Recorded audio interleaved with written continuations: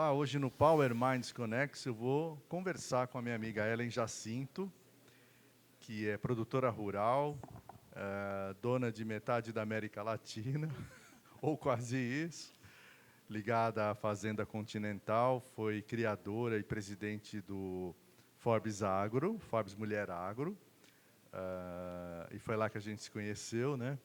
Tivemos o prazer de conversar algumas vezes. Mas hoje a gente vai conversar mais longamente. Ellen, você vai contar, como dizem lá na minha cidade, você é gente de quem? Onde você nasceu? Então, seja muito bem-vinda, obrigado. E comece me contando suas origens e como é que você chegou a ser dona de metade da América Latina.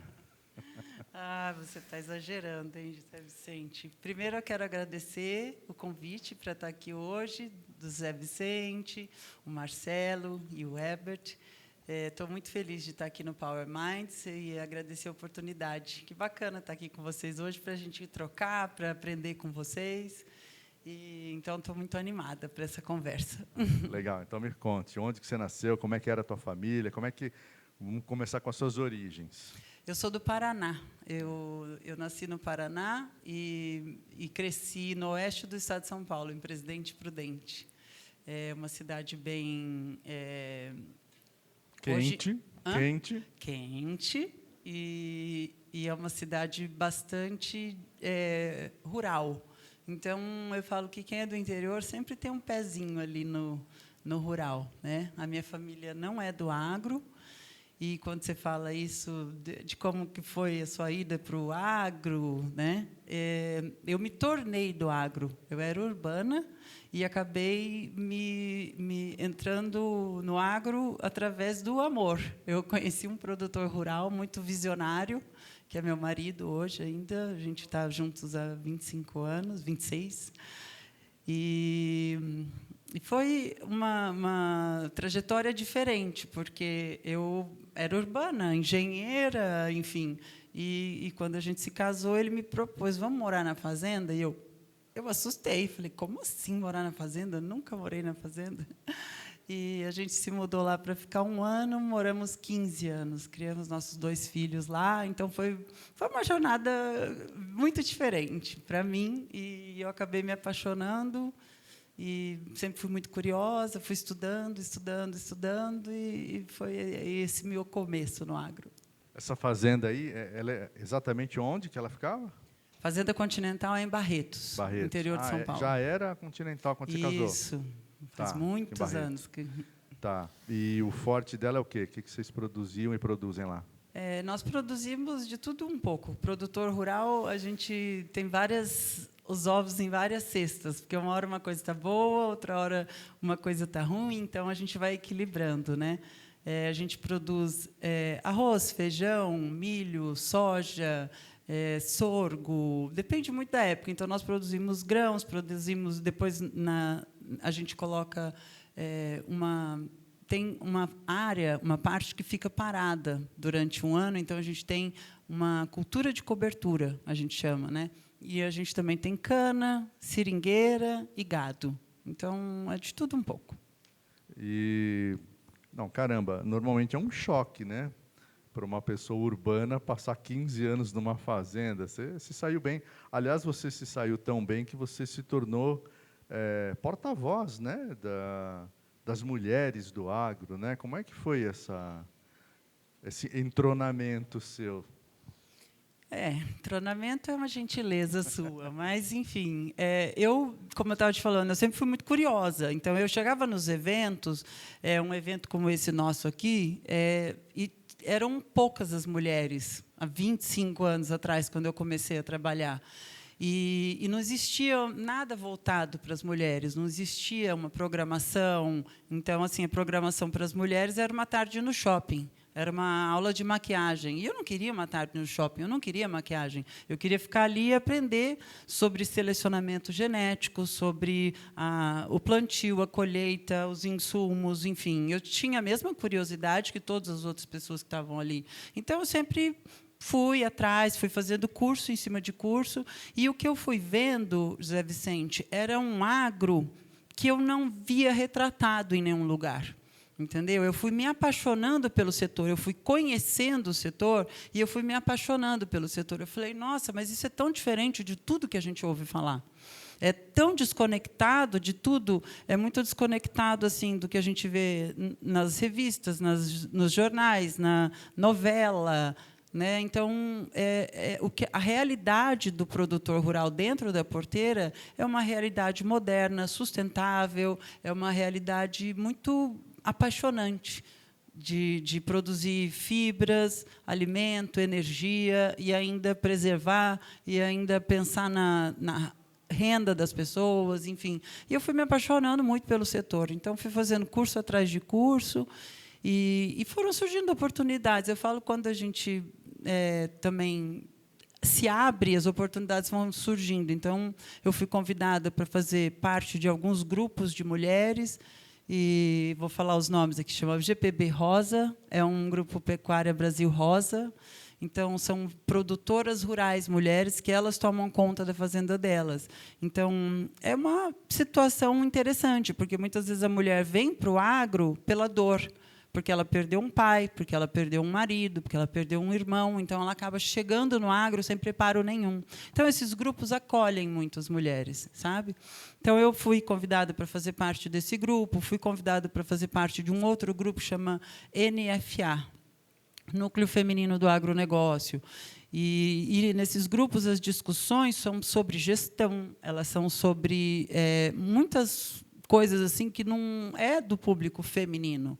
Então, o que eu percebi é que as mulheres estão vindo preparadas, elas estão querendo aprender sobre governança, sobre gestão, e nisso eu fui aprendendo. Eu era muito curiosa. Um dia o fotógrafo faltou para fotografar o gado que ia para o leilão. Aí meu marido virou assim, você não tira as fotos? Eu falei, tiro.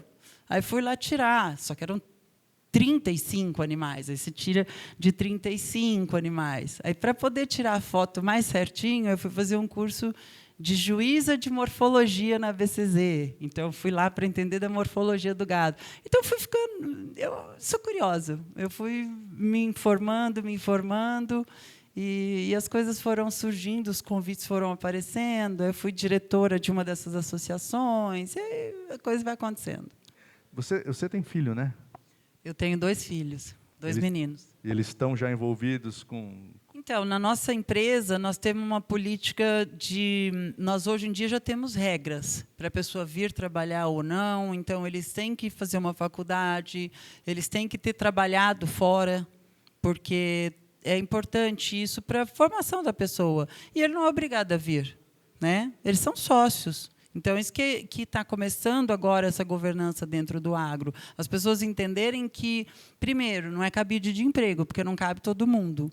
E, segundo, que a pessoa não tem ali um futuro garantido. Ele tem que ser bom, porque, senão, eu coloco um agrônomo no lugar dele, né? Muitas vezes ganhando menos do que ele. Então, essa é a mentalidade, que se a pessoa for boa, ela vem para o negócio. Se não, ela vai ser sócia e vai empreender, vai ter o negócio dela. Eu lembro uma vez, meu filho era bem pequeno, ele me perguntou, mamãe, eu sou obrigado a vir trabalhar na fazenda?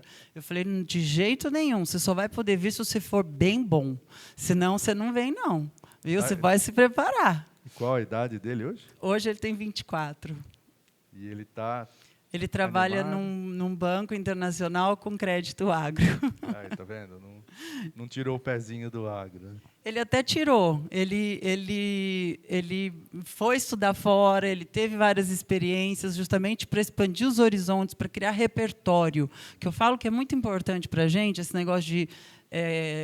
que eu sempre fui curiosa, eu acho que o importante para a gente, e você também deve ter muito isso, é a gente criar repertório na vida. Porque onde você for parar, você vai acabar tendo ali onde acrescentar. Então, ele foi, estudou fora, meus 2 filhos estudaram, depois voltaram, e ele percebeu que aquilo estava dentro dele, que aquela sementinha estava plantada dentro dele, e que aquilo era um plus, que aquilo era um asset que ele tinha, ser do agro, ser uma pessoa que nasceu e cresceu até os 15 anos numa fazenda, que aquilo era o grande diferencial que ninguém tinha no mercado de trabalho. Então, ele acabou virando essa chavinha e sozinho, sem influência dos pais, foi ele que virou sozinho. Então, eu acho que é muito bacana ver isso acontecendo. Maravilha. Agora, antes de você ir para a Caixa Preta, Ai, que medo. que você vai ser torturada pelos meus carrascos, Herbert e Ai, ai, Marcelo, ai. me conte agora, para encerrar, então, para onde vamos? Pensando no agro, no Brasil e no mundo. Olha, nós estamos diante de um desafio. Agora, esse ano é um ano desafiador, de margens apertadas, juro alto, guerra. Então, a guerra ela interfere tanto no preço dos combustíveis como no suprimento de fertilizantes. Então, é um ano para a gente ficar bem observante, e nós estamos aumentando o número de recuperações judiciais no agro, e a gente, então, tem que ter bastante planejamento, e aquilo que a gente falou, cada vez mais a gente está trabalhando com um agro profissional, um agro que se antecipa, um agro que estuda, que se planeja. Então, esse ano vai ser um ano muito apertado, um ano muito difícil para os produtores. Quem vai ganhar dinheiro esse ano é quem aumentar muito a sua produtividade.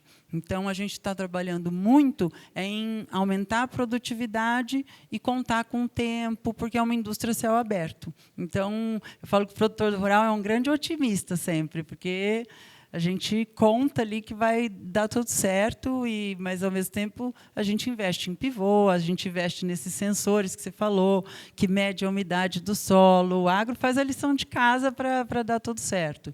Mas a gente espera que essas commodities se acomodando, a gente vê que quem está estruturado, quem tem uma produtividade boa, vai sair no limpo. Então, eu continuo sempre muito otimista. Então, obrigado, Ellen. Agora, Caixa Preta com Ellen Jacinto. Chegamos aqui ao nosso grande momento, que é a Caixa Preta do empresário, do empreendedor, e a gente vai começar com algumas perguntas menos formais, né? E, cara, vamos lá. Em algum momento você já pensou em desistir? Estou perguntando isso porque você foi pioneira mulher no agro no Brasil, né?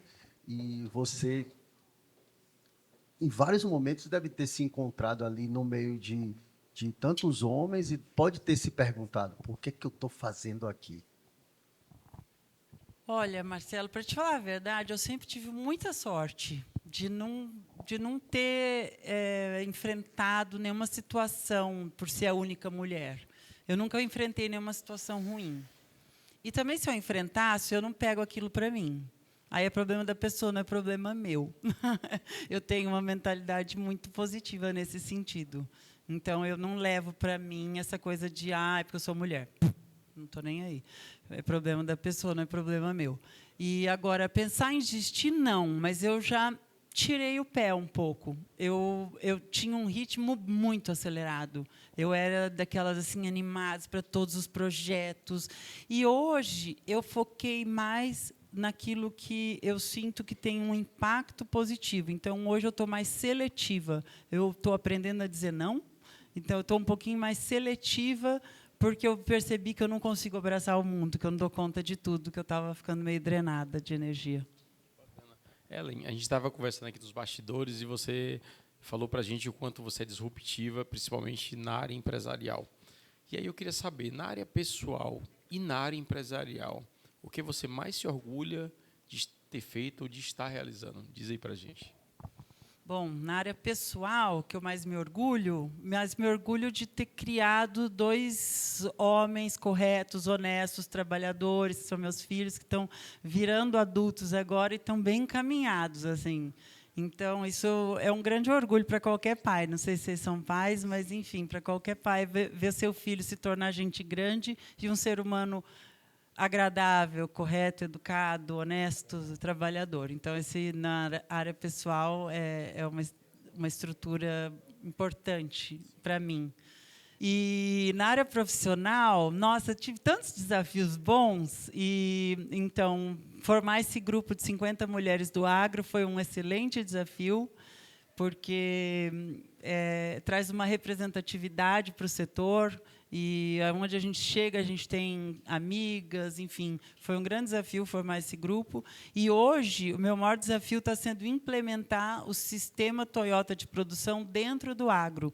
Então, nós estamos organizando todos os processos produtivos dentro da fazenda e deixando a fazenda redonda, organizada, onde você chega, é tudo marcado, tudo tem lugar. E, então, não é assim, quebrou essa lâmpada aqui, a lâmpada fica lá um mês quebrada. Ela tem a pessoa que vai trocar, tem o dia que ela vai trocar e tem a data que ela tem que estar trocada. Então, hoje em dia, tudo quanto é oportunidade de melhoria tem nome, tem dono e tem data para ficar pronto. Então, eu fico com uma alegria, que acabou aquele negócio, fazenda é assim mesmo, fazenda não é arrumadinho, fazenda sempre tem alguma coisa que está acontecendo. Então, aquilo me deixava assim, com uma gastura, Marcelo, vou usar uma palavra então bem caipira. Essa desorganização em fazenda me deixava muito infeliz. Então, hoje, ver tudo organizado, todos os processos mapeados e o resultado financeiro, que não é só belezura, não. É bonito de ver, porque a fazenda está muito organizada, mas também é muito rentável. Então, isso me enche de orgulho atualmente. Que bacana. Eu tenho, inclusive, um mentorado, né, que é empresário. Ele ficou 20 anos na fábrica da Toyota e era o responsável por implantar o sistema Toyota de gestão, de qualidade e tal, em Sorocaba. Ficou 20 anos lá. Que bacana. Quando é que tá depois de trocar figurinha com você? Que legal. Então, ele deve ser professor. É um japa. Deve ser professor. Foi para o Japão, morou lá 10 anos, aprendeu e veio implementar na fábrica aqui. Que legal. Vou querer conhecer. Parabéns, viu? Que jornada. Fala aí, Marcelo.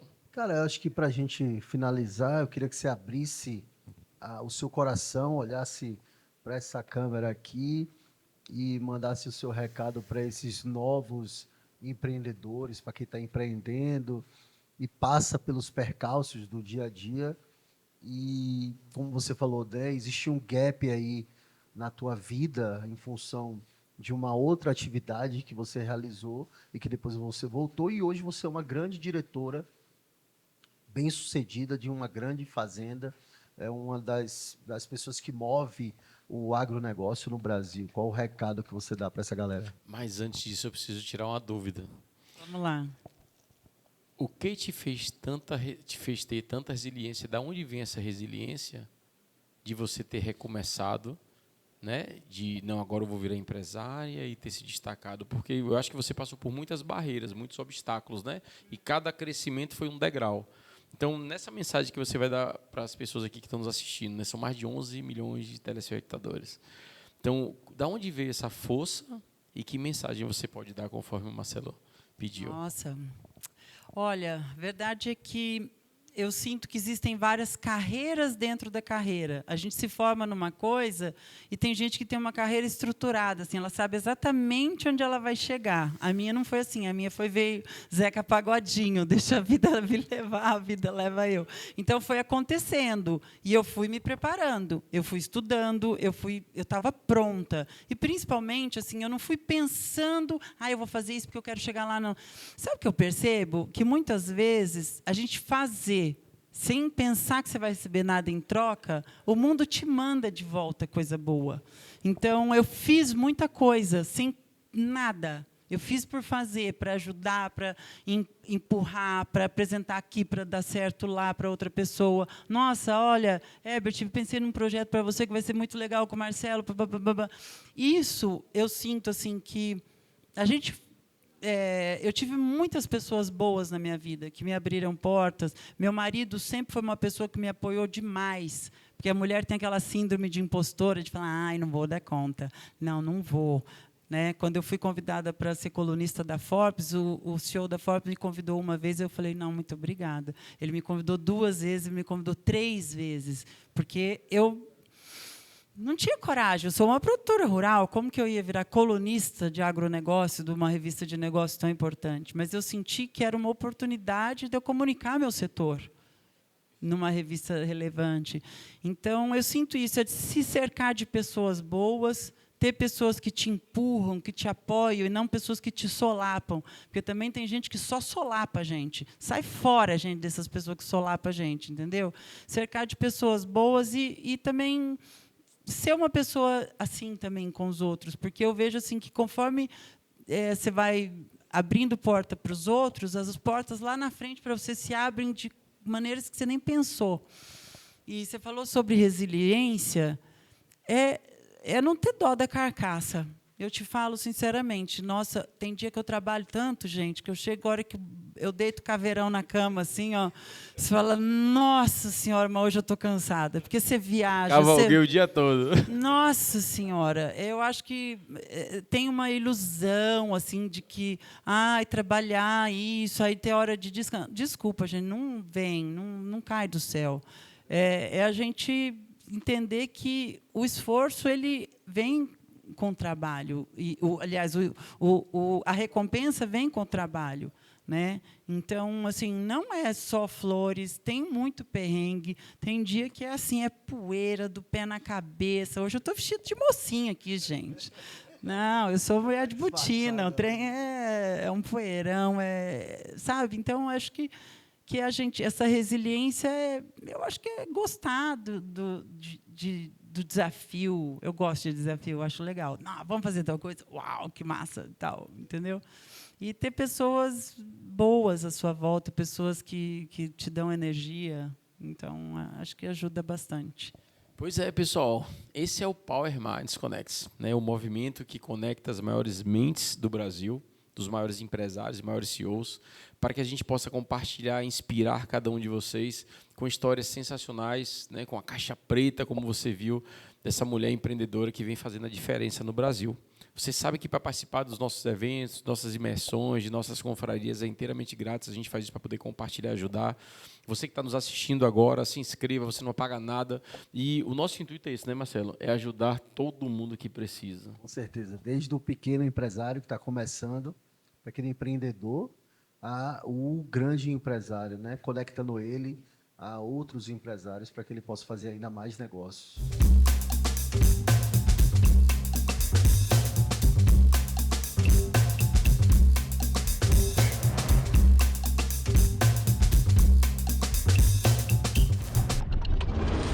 Você precisa ver isso pessoalmente. Premium, sofisticado e impactante. Não é uma casa de festas, é Diamond House. Quando sua marca escolhe a Diamond House, ela escolhe se posicionar com força e sofisticação. Mais do que um espaço, oferecemos uma mansão exclusiva, com estrutura premium, tecnologia de ponta e uma vista de tirar o fôlego. O ambiente certo potencializa seus resultados. E aqui tudo foi pensado para elevar a sua marca. Agende sua visita agora e descubra como transformar o seu próximo evento em um marco.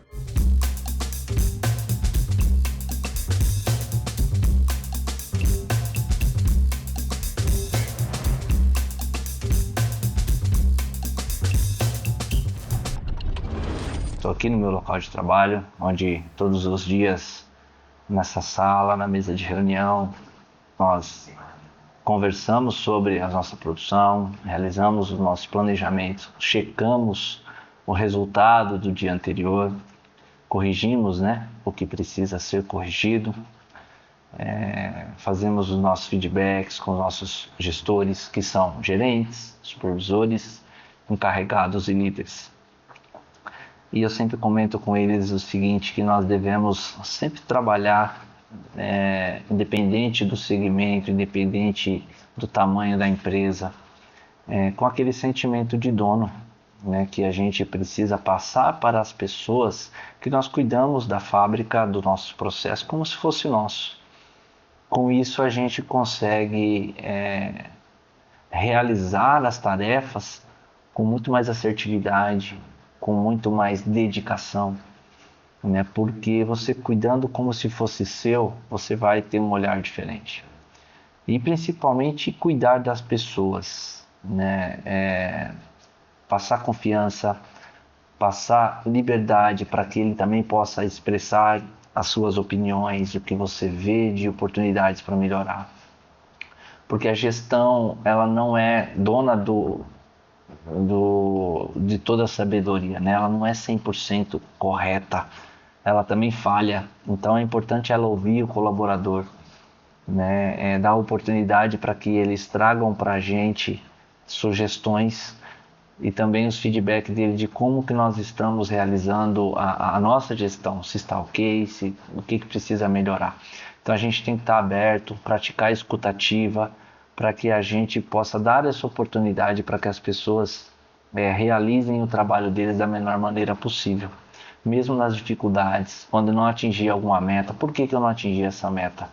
Né? Não ter aquele feedback que você vai sair chateado da sala, mas sim como uma oportunidade, por não ter atingido um resultado, de entender o que fazer para obter o resultado da próxima vez. Falhar, todos nós falhamos, e é nas falhas que a gente cresce.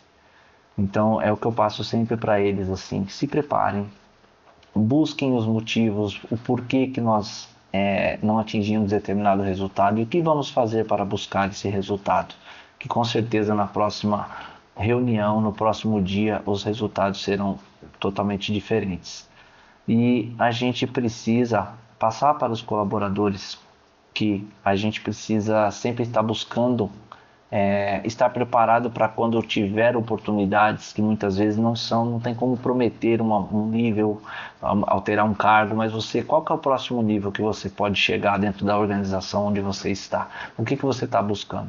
E o que você precisa estar preparado para chegar nesse nível? Então é importante sempre você estar dando a oportunidade de treinamento, ensinando e mostrando para ele, por mais que não tenha uma certeza que ele vai chegar já tão rápido no próximo nível, mas é importante ele saber o que ele precisa ter de qualificação, de conhecimento, o que ele vai fazer de diferente a mais do que ele já faz hoje na tarefa dele, para que ele possa obter os conhecimentos já estando preparado para uma nova função. Então eu sou muito feliz onde eu trabalho, aqui há 14 anos, e nesse espírito foi onde eu fui criando uma gestão sólida, onde todo mundo segue a forma como eu passo para eles, porque eu sempre dou o exemplo, né, de todas as dificuldades que eu passei, o que eu faço de diferente hoje, os exemplos que eu dou de gestão, os exemplos que eu dou como realizar as tarefas, de nunca desanimar, de sempre tentar fazer. Então eu passo sempre como inspiração a forma como eu conduzo para que eles também realizem isso com os colaboradores deles. Então eu acho isso fundamental, para que cada dia, tendo dificuldade ou não, eles possam encontrar soluções e trazer o melhor resultado possível.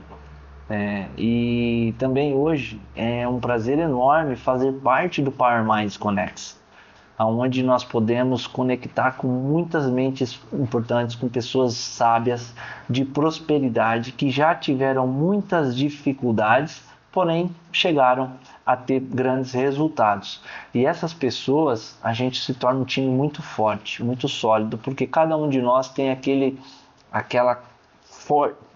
algo forte no coração, que é ajudar as pessoas. Não é só o dinheiro que te traz felicidade, e sim ajudar as pessoas, fazer com que aquela pessoa seja melhor, fazer com que aquela pessoa melhore os processos dela, melhore a gestão dela, que nem no meu caso, no sistema de produção.